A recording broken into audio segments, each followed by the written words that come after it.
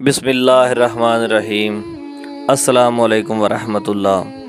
ایک دفعہ کا ذکر ہے، حضرت موسیٰ علیہ السلام کو اللہ تعالیٰ نے حکم دیا کہ سمندر کی طرف جاؤ، وہاں 3 کشتیاں ڈوبنے والی ہیں۔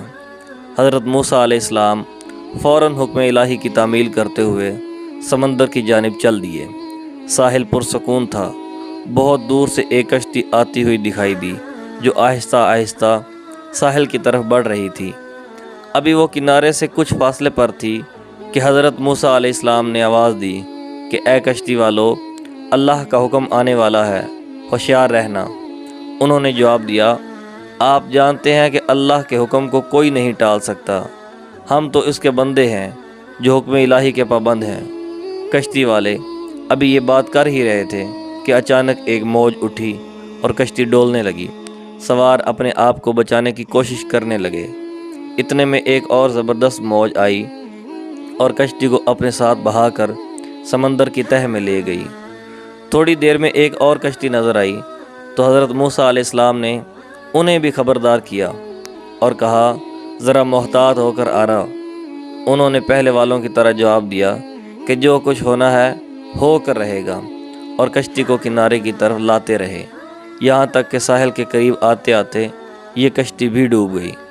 حضرت موسیٰ علیہ السلام اللہ کی حکمت کے بارے میں سوچوں میں محو تھے کہ انہیں ایک تیسری کشتی آتی ہوئی دکھائی دی۔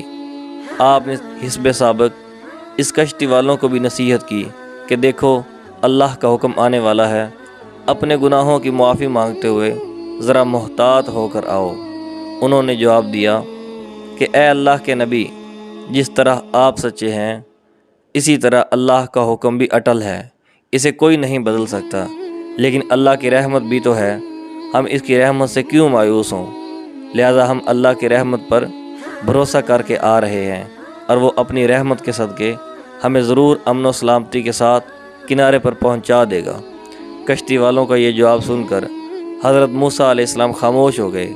جب کشتی بحفاظت کنارے آ لگی تو اللہ کے پیغمبر موسیٰ علیہ السلام سوچنے لگے کہ اللہ نے 3 کشتیاں ڈوبنے کا فرمایا تھا، 2 تو ڈوب گئیں، لیکن تیسری سلامتی کے ساتھ کنارے آ لگی، یہ کیسے بچ گئی؟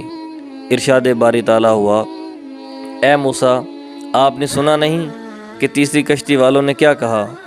انہوں نے میرے حکم کو تسلیم کیا تھا، میری رحمت کو آواز دی تھی، اور اس پر پورا توکل اور بھروسہ بھی کیا تھا، تو اس لیے یہ کشتی میری رحمت کے طفیل بچ گئی، کیونکہ جو بھی میری رحمت کے دروازے پر آ کر صدا دیتا ہے میں اسے نا امید نہیں کرتا۔ حدیث پاک میں آتا ہے کہ جب اللہ تعالیٰ نے مخلوقات کو پیدا فرمایا تو عرش پر لکھ دیا، میری رحمت میرے غضب پر غالب ہے۔ ایسی ہی مزید ویڈیوز دیکھنے کے لیے ہمارا چینل ادب خزانہ ضرور سبسکرائب کریں۔ شکریہ۔